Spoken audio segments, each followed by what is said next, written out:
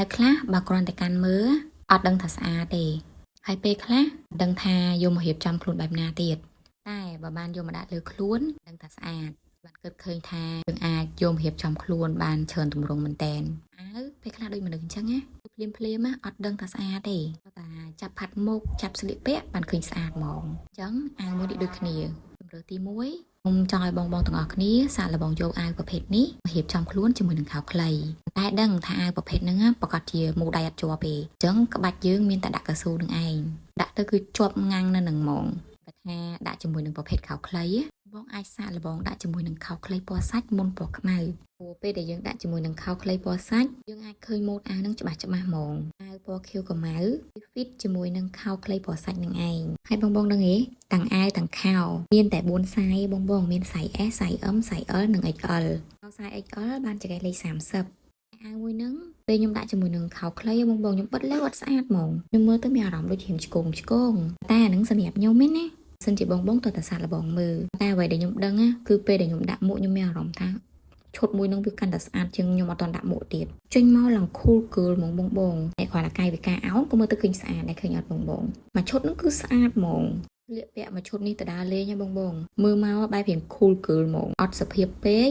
ហើយក៏អត់ swag ពេកដែរតែមើលមកគឺបែបនារីទាន់សម័យបែបលះបែបឯករាជ្យបែបជឿជាក់បើរបៀបទី2ខ្ញុំយកមករៀបចំខ្លួនជាមួយនឹងសពុតនេះវាស្អាតស្រាប់ហើយបងមានម៉ូដតិចតែពេលដែលដាក់មួយសពុតលេះលេវបែបធ្វើឲ្យក្រៅអត់ស្អាតទេបើបិទលេវស្អាតជាងប៉ុន្តែពេលបិទលេវបងបិទឲ្យដល់អាយុខាងក្រោមហ្នឹងឲ្យទាញវាខ្ពស់ទោះមិនឲ្យអាវហ្នឹងមើលទៅដូចក្របថប់ចឹង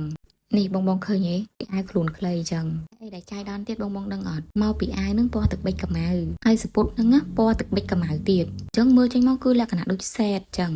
មើលក្នុងវីដេអូអត់សូវឃើញម៉ានេះបងតែមើលនៅក្រៅគឺឃើញស្អាតមែនតើហ្មងវាលក្ខណៈរៀងប្លែកបើបងលក្ខណៈរៀងខ្ពស់ជាងខ្ញុំទៀតណាគឺដឹងតែស្អាតហ្មងបើខ្ញុំ1.5 ម៉ែត្រអញ្ចឹងមើលទៅរៀងស្ទើរតិចប៉ុន្តែថែមមួកបន្តិចឲ្យមើលទៅវាលក្ខណៈបែបអត់ខ្វះអ្វីមួយយ៉ាងមួយឈុតនេះបងយើងអាចមើលមកដូចរៀងសភាពបន្តិចដោយសារវាសពុតប៉ុន្តែដល់យើងមើលកន្លែងចកេះ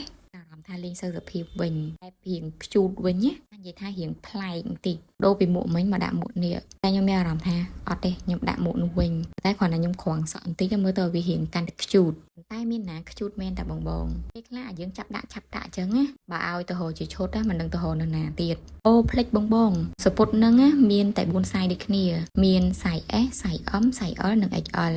ហើយថាអាវនឹងចំណេញបងយកទៅរៀបចំខ្លួនបែបសាមញ្ញទៅធ្វើការក៏បានដែរខ្ញុំជឿថាបងអ្នកដែលគាត់ធ្វើការភាគច្រើនគឺគាត់មានប្រភេទខោសាច់កណាត់ដែរតែប្រភេទខោសាច់កណាត់ជើងវែងខ្ញុំ recommend ឲ្យយកពណ៌ខ្មៅបងអាវកាក់ពណ៌ខ្មៅហើយដាក់អាវនឹងពីលើគឺស្អាតហ្មងអាវហ្នឹងបើយើងលេងជាមួយនឹងប្រភេទខោសាច់កណាត់ជើងវែងបងចំហលេវអញ្ចឹងក៏បានបិទលេវក៏បានបិទឲ្យទាញឡើងលើក៏បានដែរស្អាតហ្មងអត់ដូចមួយខោខ្លីទេខោខ្លីបានតែធ្វើលក្ខណៈអាវក្រៅទេ